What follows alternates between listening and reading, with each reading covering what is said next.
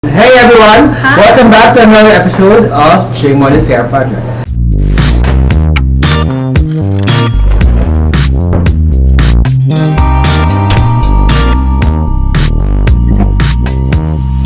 Today, I'm with Nas. Aww, Siya po yung nagpupush sa amin. Papush palabas. Our topic for today is split ends. Yes. Bakit ka mo nagkaka-split ends? Ano bang ginagawa mong mali? Sa tingin mo? Sobrang dry ang hair ko. I've Yes. been dyeing my hair since I was 18. Yes. Actually, alam po kung nabili niya sa akin. I'm keeping my hair long. Okay, we'll cut as much as we can para to remove all the split ends. So, ang causes ng kanyang split ends is because dehydrated buhok mo from the color. Okay? Okay. Another thing, ang orally po ni Nash, nagpo-ponytail siya na magulo. So, nagka-crumple kasi sila yung buhok mo eh. Yung cuticle ng hair mo, nagbe-breaking. So, kaya nagkakaroon ka ng split ends. At dumadami siya. So, kung kayo ugali niyo yung ganun, stop it. Alam mo may mga kinakikita ko, even my clients, yung the bun, so ang buhok mo crumpled. And then you try to remove the tangles,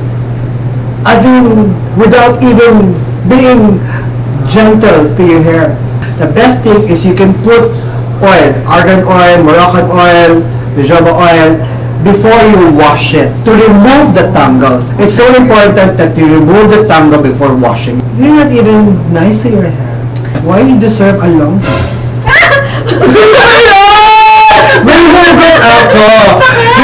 Once your hair recovered from dehydration, then little by little, nawawala na yung split ends mo. And so now what we're gonna do, I'm just gonna trim the perimeter to remove as much as I can.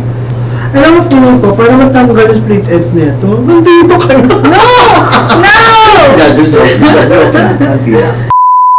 Can you give me bangs? Ha? You want to put bangs? Yes!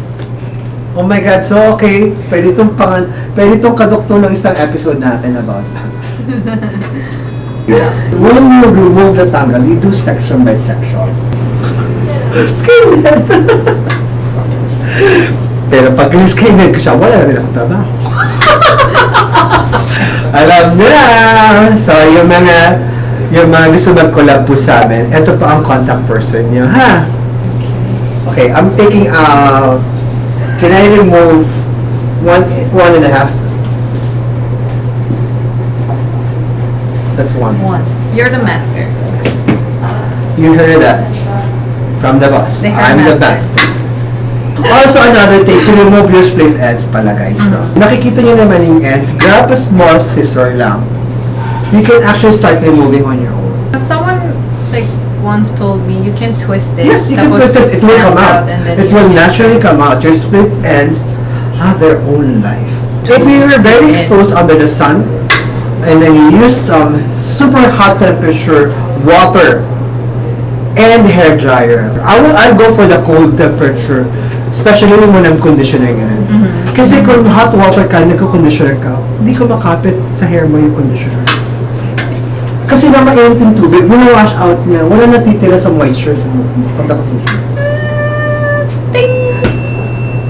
So, hahanapin nyo kung saan kayo mag-work. Yung hair mo, kung saan ka compatible. Look at that. Paki-focus nga to. Look at that! Sinatakat ko siya ng mukha niya. Para bang hindi alam ng mga tao kung sinong ginugupitan ko ngayon. Ganon siya ka-bad yung hair.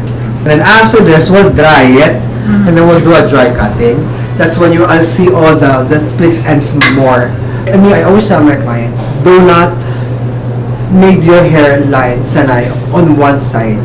Why? Because pag nasanay siya doon, ang tendency niya, it gets nipis. Parang But saka nipis yung area mo yan kasi doon lang bumabaksak.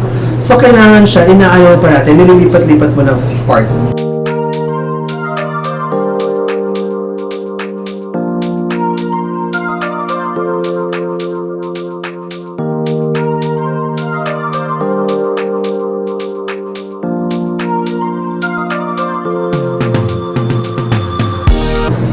So we're using a heat protector. She's gonna dry her hair. So I'm just gonna spray. And I'll be generous about it, ha? Generous ako mag-spray ng product. So especially when it's needed. Okay, thermal protector is so important, especially when you blow dry your hair. So guys, we'll show you in a bit. Pagka-dry ko sa kanya. Okay, we're back. So, we're doing a dry cut. So, ito na ngayon siya. I'm just checking hair texture. So, most of that side, nakuha na natin yung dry split ends mo. No, so, what we're gonna do is, I'm gonna double check it lang. Okay. And see kung meron pang lalabas. Paano malalaman kung may split ends? Pag inangat mo siya, nakikita mo tong yung mga yaan, yung mga hiwalay-hiwalay, nakikita mo ba? Kung nakikita niyo yung nakaangat sa dulo, yan po yung split ends. So once you hold it, you just get the scissors and split it like this. So you just slide your scissors.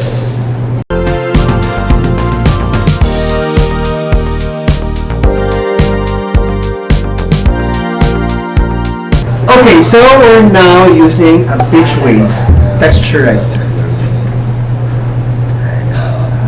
Yeah, if you want like a natural wave or a smoother but texturized finish, I would use this. Diba, like a lot of people they like yung hair product na may mabang scent. That's true.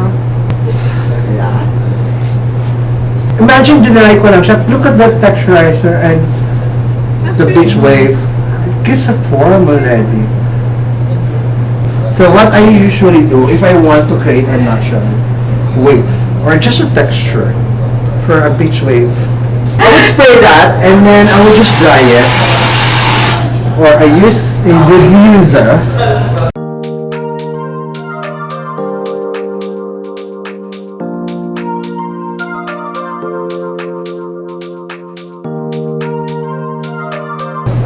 Look at that finish. So there you have it, everyone.